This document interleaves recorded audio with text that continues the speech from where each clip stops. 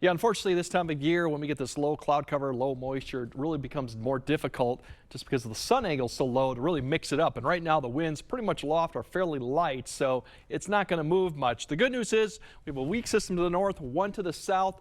They're both going to kind of come together as they come across, but they're going to help mix up a little things with the winds increasing, not in the way of much precipitation coming with it, but it is going to get rid of some of this low cloud cover eventually tomorrow afternoon. So that's the positive with that system coming through.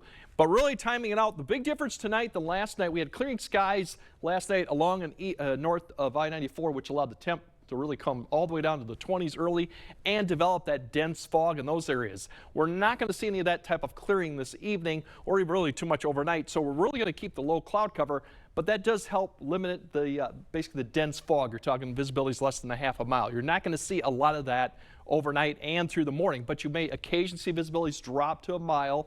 Some mist or drizzle during the morning commute. That's one thing to keep an eye on. Otherwise, temperatures will be above freezing, so we're not going to expect to see any of that. There's that front that's going to be coming. Eventually, it will swing through probably about noon to early afternoon, changing the winds around to more to the west. It'll help then mix up the atmosphere a little and break the clouds up, at least starting in western areas this afternoon. Further east you go, it may be later in the day. There could be a few areas that don't see much in the break until sunset, but we will see some sunshine for a lot of the areas, so that will help the temperatures. And we're looking at pretty nice clearing skies for the evening. Unfortunately, this might set the stage for some more fog as we go into Friday morning. Otherwise, temperatures are going to be easily climbing up in the upper 40s, low 50s because we're going to start off a little bit milder too. A lot of areas around 40, so that's the good news. Going into Friday behind that front, we'll probably see temperatures drop off. Now this weekend, overall looking fairly good. We do have another weak system. You can see some precipitation just to the north that's going to come through. So expect some more clouds Saturday and less Sunday. But overall, I still think it's going to be mainly dry system coming through. So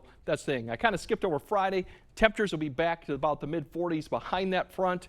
Overall, still above average and plenty more sunshine, a lot more sunshine than actually Thursday. So overall, a couple nice days to end. And Thursday, with that system coming, the clouds do come back in, but we're still going to be upper 40s and low 50s. So all in all, a good Saturday and really a good Sunday too. Now coming next week, you've heard a lot about polar vortex. It's really a permanent feature that sits up into the Arctic.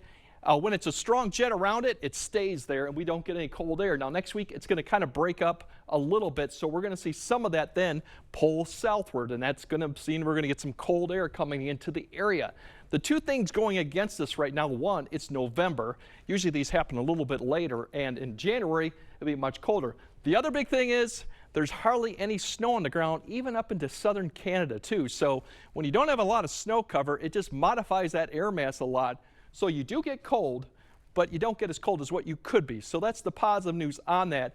So we're expecting temperatures to get back in the 30s and 20s by Thanksgiving, but it's nothing really unusual or record-breaking type cold with that too. And overall, minus that chance on Tuesday for showers to come through with the front and that change of air mass, it should be mainly dry through the Thanksgiving weekend. So there's some positive news on that. It is going to get colder, but once again, nothing really unusual. Yeah. So enjoy the mild conditions until the meantime. All right, we shall. Thanks, Greg.